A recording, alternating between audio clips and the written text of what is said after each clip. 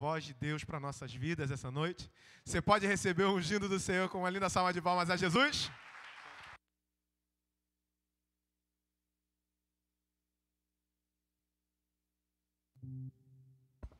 Glória a Deus. A paz do Senhor, irmãos. Amém? Bom estarmos na casa de Deus.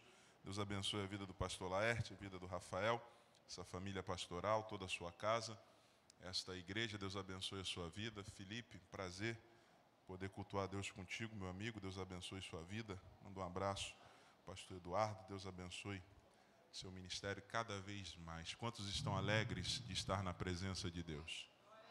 Algumas pessoas. Quantos estão alegres de estar na presença de Deus? Amém. Eu queria que você abrisse sua Bíblia no Evangelho de Lucas, capítulo 19. É um culto profético, então nós precisamos entender que nós precisamos nos adequar ao ambiente profético. Se você não tratar esse culto como um culto profético, aquilo que está acontecendo na esfera espiritual, no ambiente profético, você vai acabar perdendo. Então, esse não é mais um culto, esse é o culto. É o start para a sua vida, para o seu ano de 2021. Você crê nisso? Então, quero que você preste muita atenção. Pode sentar, já vou pedir para você levantar. Eu quero que você preste muita atenção naquilo que Deus vai ministrar nessa noite, porque tudo que o diabo quer é que a sua mente não esteja nesse lugar. Quantos me ouvem dizem amém? O alvo da palavra é a sua mente. Vou repetir, o alvo da palavra de Deus é a sua mente. Não são suas emoções. Não adianta ter a emoção tocada se você não tem uma mente transformada. Não tem problema nenhum a palavra mexer com a sua emoção, contanto que antes disso ela tenha transformado a sua mente. Então, não deixe a sua mente sair desse lugar. Não sei se você já percebeu,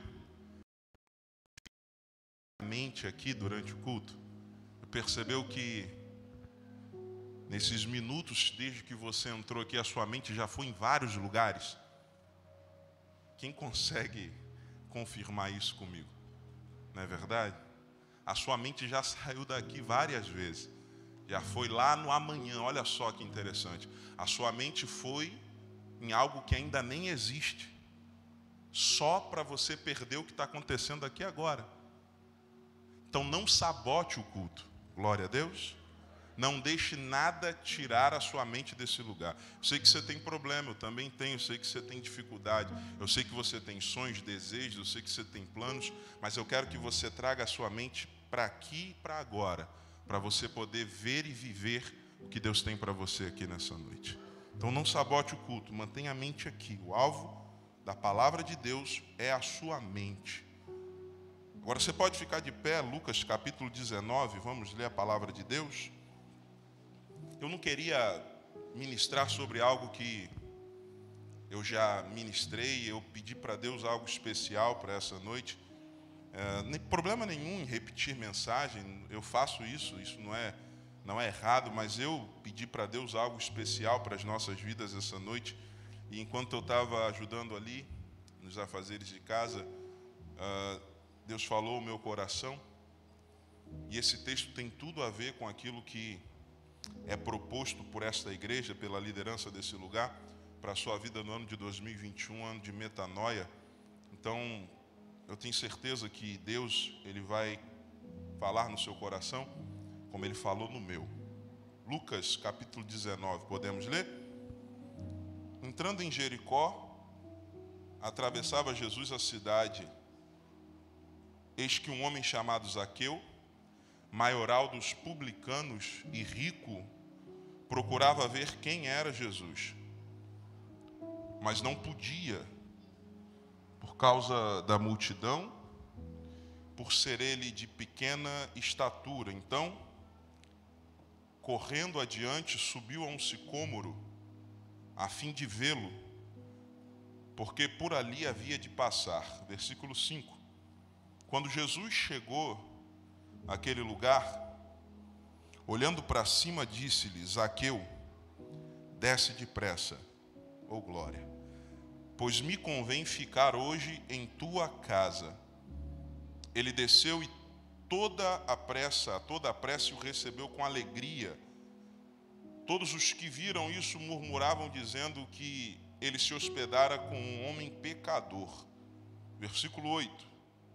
Entre mentes, Zaqueu se levantou e disse ao Senhor: Senhor, eu resolvo dar aos pobres a metade dos meus bens, e se em alguma coisa eu tenho defraudado alguém, restituo 4 vezes mais.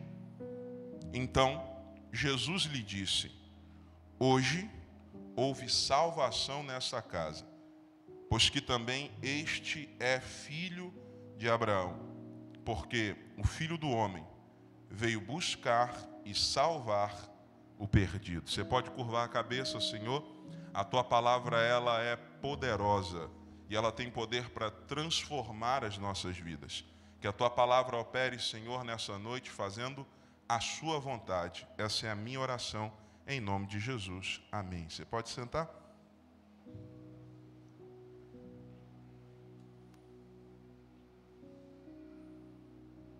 Jesus, ele tem um ministério que atrai multidões. E por onde Jesus passa, muita gente quer estar perto, e quem ainda não conhecia quer conhecê-lo. Vamos pegar aqui do início, para a gente entender exatamente o que está acontecendo. Jesus, ele vai entrar numa cidade, e quando Jesus ia para algum lugar, a notícia de que Jesus chegaria vinha antecipadamente. E aí um homem chamado Zaqueu, o texto fala que ele era chefe maioral dos publicanos. Então, quem são os publicanos? Publicanos são judeus que decidiram trair a própria nação e trabalhar para Roma. Quem é Roma? É o império, o maior império que domina e subjuga a maior parte das nações que estão ao redor da região da Palestina, inclusive a Palestina, que é onde o Jesus nasce, onde a história bíblica está acontecendo. Então, publicanos são judeus que entenderam que estão debaixo de um jugo e eles buscam uma solução para tentar amenizar a dificuldade que é ser subjugado por Roma. E como que eles fazem isso? Aceitando trabalhar para Roma, cobrando imposto dos seus próprios irmãos. Todo mundo entendeu? Isso é um publicano. Zaqueu, ele é chefe dos publicanos. Ele é o maioral dos publicanos. A história fala sobre publicanos que cobravam além daquilo que era permitido cobrar, apenas para conseguirem ganhar mais e mais dinheiro, satisfazer mais e mais as suas vontades. E o texto fala que Zaqueu era um homem rico. Eu quero que a gente coloque um ponto aqui nesse versículo 1, porque já tem muita coisa para a gente aprender. Pelo que eu te falei de Zaqueu, agora você pode estar dentro do teu coração dizendo assim: esse cara não presta.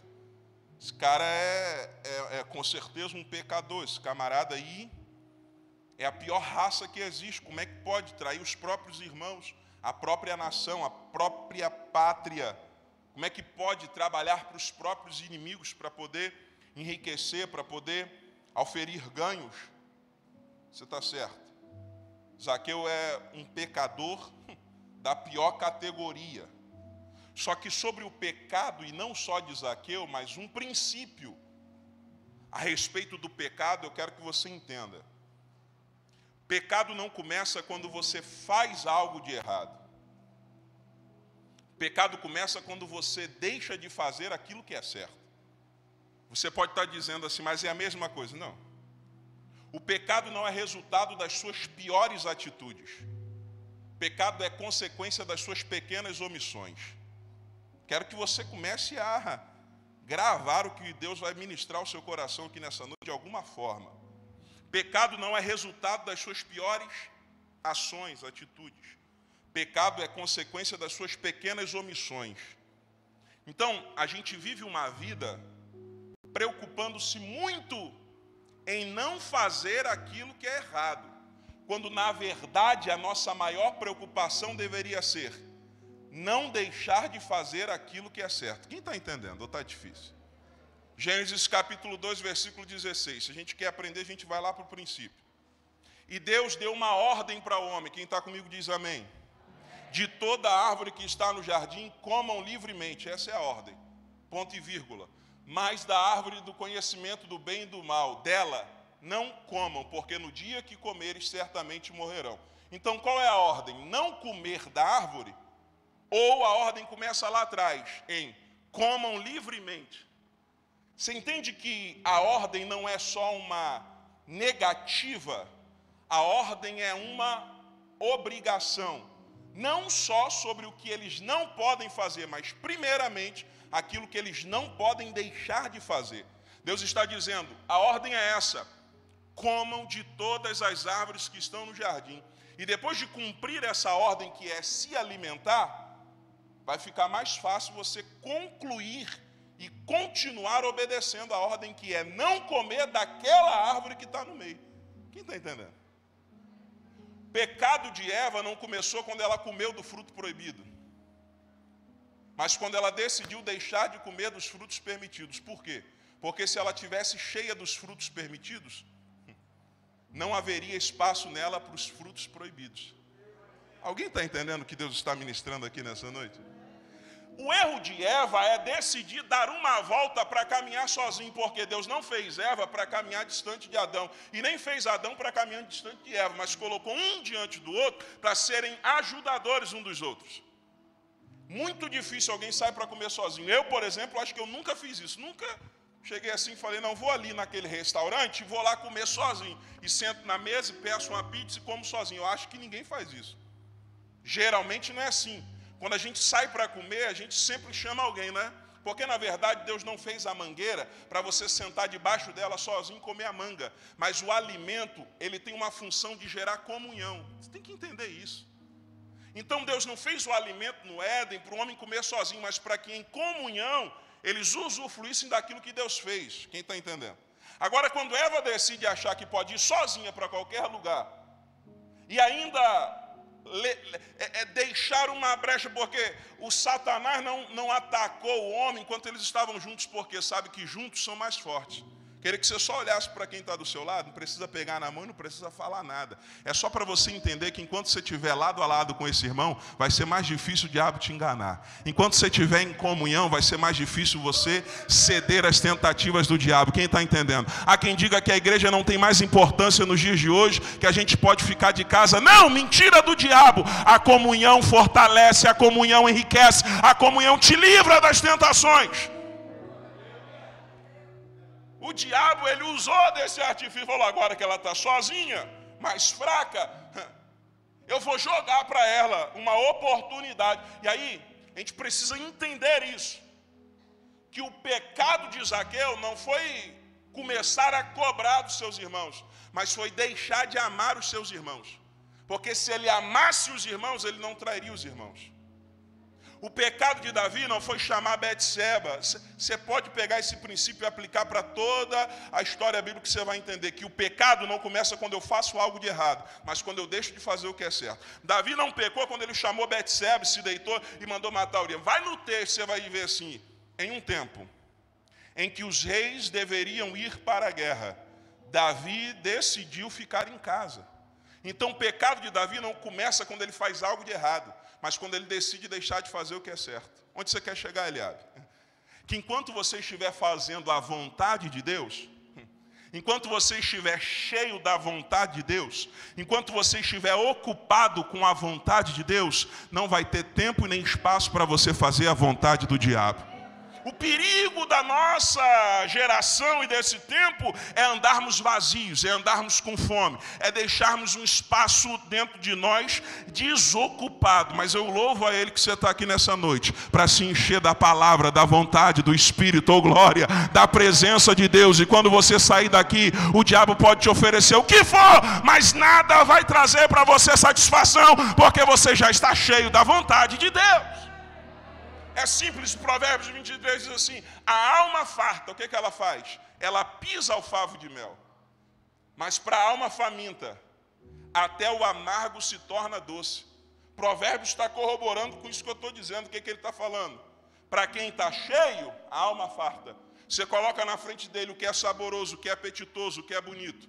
Ele vai ter capacidade de olhar para o que está do lado de fora e ter um senso de seletividade, entendendo que ele já está cheio, já está farto. E ele não precisa de nada que está do lado de fora para poder se sentir preenchido do lado de dentro, porque o que está do lado de dentro para ele gera plenitude, satisfação. Mas para a alma faminta, ele está dizendo, qualquer porcaria que está do lado de fora, quem está com fome perde senso de seletividade. Quem está vazio pensa até em comer comida de porco. Quem não tem a presença de Deus namora com qualquer um, entra em qualquer porta, aceita qualquer proposta. A alma que está com fome perde o senso de seletividade. Mas para você, ô glória, que está farto da presença de Deus, quem? Aleluia! Você que está cheio da presença de Deus, você tem senso de seletividade. Não é qualquer um que vai entrar na tua vida, não é em qualquer porta que você vai entrar, porque a presença de Deus gera plenitude em você e te dá senso de seletividade.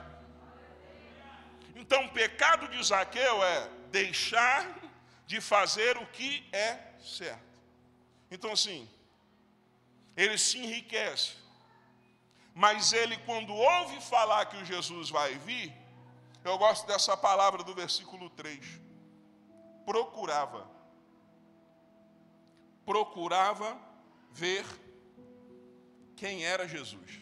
Isso mostra, Rafael, que por mais que ele seja pecador, por mais que ele esteja fazendo o que é errado, por ter deixado de fazer o que é certo, por mais que ele tenha negligenciado o amor ao próximo, ao mandamento supremo da lei de Deus, de amar ao próximo, ele tem um desejo no coração dele de procurar ver a Jesus. Ele tem esse sentimento, e esse sentimento vai levá-lo a fazer o que for necessário para satisfazer esse sentimento ardente de querer ver a Jesus. Oh, glória a Deus. Mas quando ele tenta suprir esse sentimento, realizar esse desejo, ele encontra duas dificuldades, uma externa, qual a multidão. Uma dificuldade do lado de fora, qual a multidão. E também uma dificuldade interna, qual a sua condição de pequenez. Sempre que você procura ver Jesus, dificuldades se levantarão do lado de fora e do lado de dentro. Do lado de dentro e do lado de fora. Mas nenhuma dificuldade que se levanta, tanto do lado de fora ou do lado de dentro, pode ser maior do que o desejo que você sentiu de procurar ver a Jesus. Você sai de um culto como esse, um desejo cresce aí dentro. Que desejo é? Eu quero mais Jesus. Eu quero ver Jesus todo dia.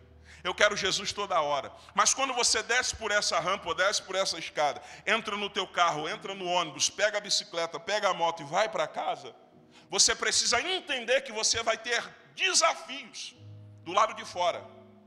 E como se não bastasse ter desafios que os seus olhos enxergam, você vai ter desafios internos. Você vai ter dificuldades dentro de você. Que você vai precisar lutar constantemente e decidir diariamente vencer as dificuldades para concretizar o desejo que surgiu dentro de você de ver a Jesus. Quem está entendendo o que eu estou pregando? E esse desejo levou ele a subir em um sicômoro. Ele procurou de alguma forma assim, quem quer dá um jeito, quem não quer dá desculpa. Quem quer dá um jeito, quem não quer dá desculpa. 2021 eu vou buscar mais. Ah, mas o meu trabalho me deixa tão cansado. Irmão, quem quer dá um jeito, quem não quer dá desculpa. Ah, mas 2021 eu vou aceitar o meu chamado. Eu vou fazer... Não, esse 2021 vai ser diferente. Ah, mas meu filho nasceu. Irmão, quem quer dá um jeito, quem não quer dá desculpa. Ah, mas meu marido... Ou você vai viver dando desculpas para não fazer a vontade de Deus, ou você vai decidir dar um jeito de viver a vontade de Deus. É por isso que metanoia tem a ver com um culto racional. E esse culto não é um ato, esse culto vem de uma cultura, quem está entendendo? E culto é o que eu faço em um período de tempo, mas cultura é o que eu decido viver a vida inteira. Quem está entendendo, gente, que eu estou pregando aqui? Culto é aquilo que eu decido fazer em um período de tempo, mas cultura é a forma que eu vou decidir viver para o resto da minha vida. Cultura é o conjunto de decisões, hábitos, atitudes. Esse é o culto racional, se entenda. O culto na antiga aliança, ele era um sacrifício morto.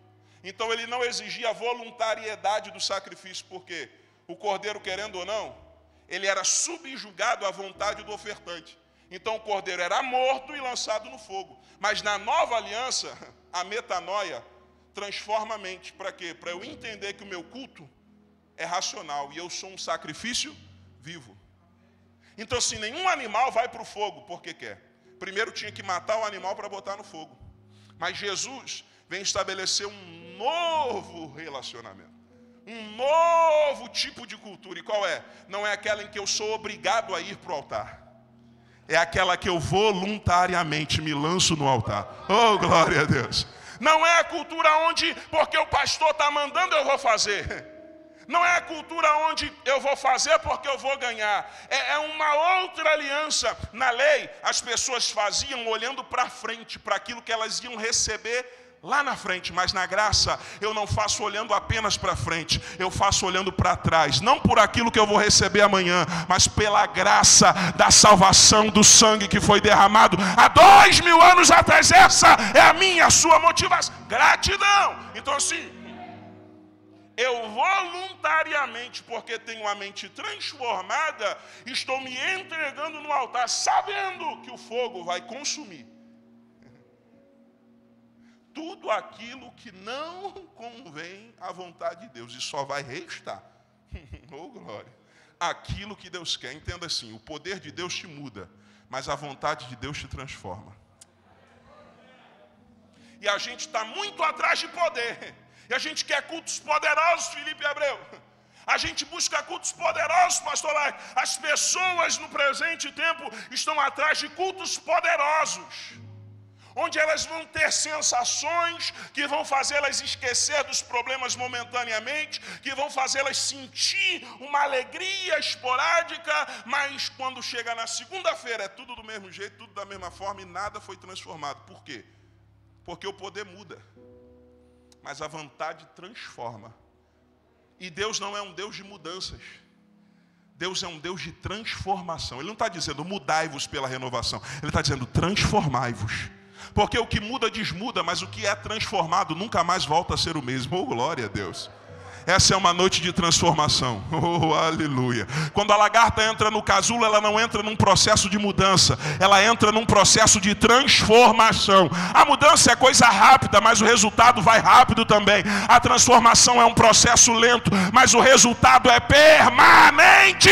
Quem está disposto a viver 2021, um ano de metanoia, para sermos transformados, para viver a vontade. Oh, glória a Deus. A vontade de Deus. A vontade de Deus. Eu sinto o poder dele no domingo, mas eu fui transformado e eu quero viver a vontade dele na segunda-feira.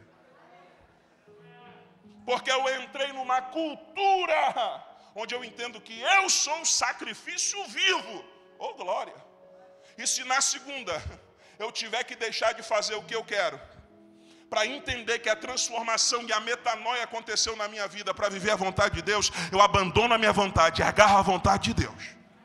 Porque eu sei que a minha vontade vai me levar para um lugar distante de Deus, mas a vontade de Deus me aproxima dele. Zaqueu está subindo na árvore. Ele está dando um jeito, porque ele quer ver Jesus. E sabe o que é que eu acho lindo?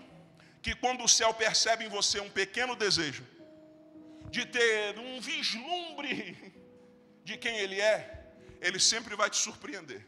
Porque Zaqueu subiu para ver, mas Jesus chamou ele de baixo e queria entrar na casa dele. Zaqueu só queria ver Jesus, mas Jesus queria muito mais. Oh, glória, entenda isso. Ele sempre vai querer algo que vai superar a sua expectativa. A vontade de Deus sempre vai superar a tua expectativa. Se prepare, porque se em 2021 você sonhou assim, Deus tem um tanto assim para realizar na tua vida. Aleluia. Se prepare, porque se em 2021 você pensou aqui, a vontade de Deus vai te mostrar que ela é boa, perfeita e agradável. Deus sempre vai superar as nossas expectativas. Ele vai